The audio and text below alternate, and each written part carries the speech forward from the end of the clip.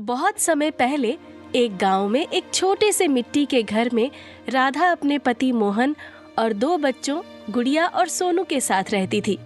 वो परिवार बहुत ही गरीब था, पर फिर भी बहुत खुशहाल था। मोहन गांव में मजदूरी करता था और राधा घर का काम संभालती थी। वो दोनों मिलकर बच्चों को बहुत प्यार से पाल रहे थे। एक दिन मोहन रोज की तरह काम पर जा रहा था। राधा, मैं काम पर जा रहा हूँ। बाबूजी, आते वक्त आज कुछ अच्छा सा खाने के लिए लेकर आना। ठीक है बच्चों, आते वक्त मैं तुम सब के लिए इडली और वड़ा लेकर आऊंगा।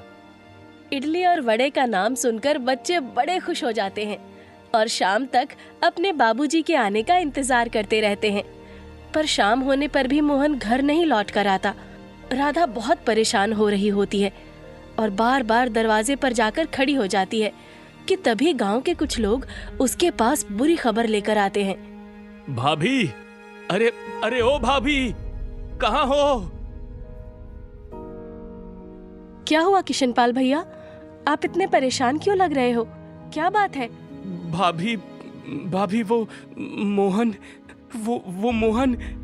क्या हुआ इनको? बोलो भैया, क्या बात है? भाभी, वो मोहन का काम करते वक्त एक दुर्घटना में निधन हो गया। नहीं नहीं, ऐसा नहीं हो सकता। आपको गलतफहमी हुई है, उनको कुछ नहीं हो सकता। राधा के पैरों तले जमीन खिसक जाती है और पल भर में उसकी दुनिया ही उजड़ जाती है। राधा का रो रो कर बुरा हाल हो जाता है। राधा की आंखों से आंसू थमने का नाम नहीं ले रहे होते। वो अपने बच्चों को गले लगाकर खूब रोती है। कुछ दिन ऐसे ही मुश्किल से गुजर जाते हैं और अब घर में कमाने वाला कोई नहीं होता। गांव के लोग कुछ दिनों तक राधा की मदद करते हैं, पर धीरे धीरे मदद आना भी बंद हो जाती है। घर में खाने को नहीं है, सब खत्म होने लगा है। आखिर गांव वाले भी हमारी कब तक मदद करेंगे? उस रात राधा की टूटी फूटी झोंपड़ी से बारिश की बूंदें टपक रही होती हैं।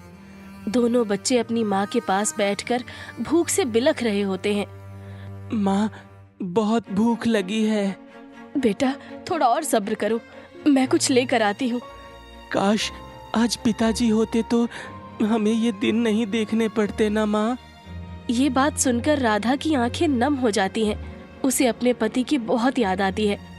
वो खुद को जैसे तैसे संभालती है और रसोई में जाकर कुछ खाने को ढूंढती है। वो रसोई में जाती है तो देखती है कि वहाँ थोड़े से चावल रखे हैं। बस ये थोड़े से चावल बचे हैं। आखिर क्या बनाऊं इन चावलों से? ऐसे ही उबाल दिए तो बच्चे खाएंगे कैसे? राधा ये सब सोच ही रही होती है कि तभी वहाँ गुड़िया और सोनू आते हैं। माँ, बाबा क्या कभी वापस नहीं आएंगे? उन्होंने बोला था कि वो शाम को हमारे लिए इडली वड़ा लेकर आएंगे। ये बात राधा के मन को छू जाती है। वो बच्चों को जैसे तैसे करके समझाती है कि उनके बाबूजी भगवान के पास चले गए हैं। उसके बाद राधा चावल की तरफ देखती है और अपने पति की वो छोटी सी आखिरी इच्छा पूरी करती है। वो उन चावल से इडली और वड़ा बनाती है, पर अचानक उसे ख्याल आता है कि बिना सांभर के इडली सूखी लगेगी। वो तुरंत बाहर बगीचे में जाती है और वहाँ से कच्ची हल्दी, पालक और चुकंदर तोड़कर ले आती है। उसके बाद वो इडली और वड़े को नए अंदाज में बनाने की कोशिश करती है। आज मैं ऐसे इडली और वड़ा बनाऊंगी कि बच्चे खुश हो जाएंगे। मैं इडली और वड़े को रंगीन बना दूंगी, जिससे बच्चे उसे बिना सांभर और चटनी के भी मजे से खा पाएंगे। राधा हल्दी, पालक और चुकंदर को पीसकर इडली और वड़े के अलग अलग घोल में मिला देती है, जिससे अब इडली और वड़े सफेद नहीं बल्कि हल्दी से पीले, पालक से हरे और चुकंदर से गुलाबी बन जाते हैं। उसके बाद वो दोनों बच्चों को बुलाती है। बच्चों, जल्दी आओ, तुम्हारी अनोखी इडली और वड़ा तैयार है। बच्चे खुश होकर अपनी माँ के पास जाते हैं और जैसे ही वो रंगीन इडली और वड़ा देखते हैं, खुशी से पागल हो जाते हैं। वाह माँ, आपने क्या कमाल का इडली और वड़ा बनाया है। ऐसी इडली और वड़ा तो हमने आज तक कहीं भी नहीं देखे हैं। हाँ माँ, अगर हम ऐसी इडली और वड़ा बाजार में बेचने लगे तो सोचो हमारी कितनी कमाई होगी। हाँ माँ, भाई सही बोल रहा है। इसे तो हम बेच भी सकते हैं, सब लोग इसे जरूर खाएंगे। अरे नहीं बेटा, ये सब आखिर कौन खरीदेगा? आप कोशिश तो करो माँ। एक दिन आप ये सब बनाकर बाजार में लगाकर तो देखो, देखना ये सबको बहुत पसंद आएगी। राधा बच्चों की बात पर गौर नहीं करती, पर कुछ दिन बाद ही घर की हालत बहुत बुरी होने लगती है। राधा बड़ी मुश्किल से घर घर जाकर 2 पैसे कमा रही होती है, जिससे उनका खाने का भी गुजारा ठीक से नहीं हो पा रहा होता। आए दिन बच्चों की भूख से तड़पती आंखें देखकर राधा से सहा नहीं जा रहा होता। बच्चे शायद उस दिन सही बोल रहे थे, मुझे वो इडली और वड़े बेचने का काम शुरू कर ही देना चाहिए। ये घर घर जाकर बर्तन मांजने से कुछ नहीं होने वाला। वैसे भी अगर मेरे बच्चे इसे पसंद कर सकते हैं तो गांव के और भी लोग इसे जरूर पसंद करेंगे। अगली सुबह राधा रंगीन इडली और वड़ा बनाकर तैयार कर देती है। उसके बाद वो गांव के चौक पर इडली और वड़े बेचने के लिए बैठ जाती है।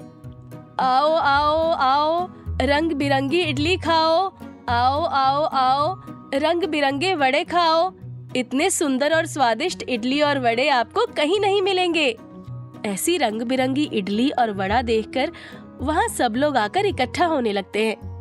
थोड़ी देर बाद वहाँ एक बच्चा अपनी माँ के साथ गुजर रहा होता है और ऐसी रंग बिरंगी इडली देखकर उसको खाने की जिद करने लगता है। माँ, मुझे ये रंग बिरंगी इडली खानी है। देखो ना माँ, कितनी सुंदर है। नहीं नहीं बेटा, ये रंगों वाली इडली सेहत के लिए बिल्कुल अच्छी नहीं होती। तुम इसे खाकर बीमार पड़ जाओगे। अरे नहीं बहन जी, मैंने इसमें कोई ऐसा रंग नहीं मिलाया है जिससे किसी की सेहत खराब हो। ये रंग तो हल्दी, पालक और चुकंदर से आया है। क्या सच में? ये तो मैंने कभी सोचा भी नहीं था कि इडली और वड़े को ऐसे भी बनाया जा सकता है। इतनी स्वादिष्ट और सेहत के लिए अच्छी चीज जो बच्चे खुश होकर खा सकें। जी बहन जी, यही सोचकर तो मैंने बनाई है। सच में ये तो बहुत बढ़िया है। इसी बात पर मुझे भी दे दो 3 इडली, एक पीली, एक हरी और एक गुलाबी। राजू और राजू की माँ जब वो इडली और वड़ा खाते हैं तो उनको उसमें अलग ही स्वाद आता है। ये देखकर वहाँ और भी लोग आने लगते हैं। फिर से वहाँ एक आदमी आता है और राधा से पूछता है, ये इडली वड़ा पाव इतनी रंगीन कैसे है? इसमें कुछ मिलाया तो नहीं? राधा मुस्कुरा कर बोलती है, नहीं नहीं, ये पूरी तरह से प्राकृतिक है। इसमें हल्दी से पीला रंग, पालक से हरा रंग और चुकंदर से गुलाबी रंग आया है। कोई भी हानिकारक रंग नहीं है मेरे इडली और वड़े में। लोगों को धीरे धीरे विश्वास होने लगता है और धीरे धीरे वो राधा की रंग बिरंगी इडली और वड़ा खरीदना शुरू कर देते हैं। पहले ही दिन राधा सारी इडली और वड़े बेचकर अच्छे पैसे कमा लेती है। राधा अब हर दिन सुबह जल्दी उठती, इडली और वड़ा तैयार करती और उसे बेचने के लिए बाजार जाती है। दिन ब दिन उसकी इडली मशहूर होने लगती है। गांव के अलावा आसपास के लोग भी उसकी रंगीन इडली और वड़ा खाने के लिए आने लगते हैं। भगवान, आज आपकी कृपा से मेरी छोटी सी दुकान पर इतनी भीड़ है। मुझ पर ऐसी कृपा हमेशा बनाए रखना। माँ, अब तो सब अच्छा हो गया है।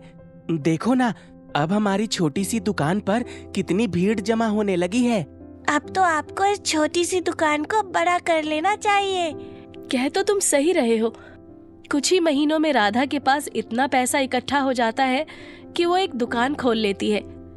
अब वो सिर्फ वड़ा ही नहीं बल्कि और भी तरह तरह के व्यंजन बनाने लगती है। आखिरकार राधा अपने बच्चों का स्कूल में दाखिला भी करा देती है। राधा की आंखों में आंसू होते हैं।